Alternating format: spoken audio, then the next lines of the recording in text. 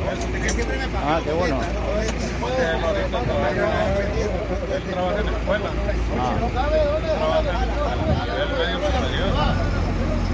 qué bueno. Trabaja él, pero siempre se aventó como 2 años aquí en esta empresa y en otra. Qué bueno. Creo que ya agarró el trabajo del gobierno.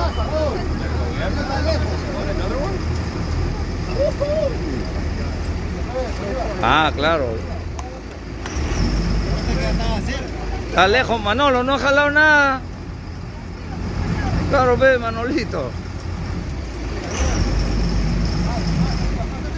Está peleando.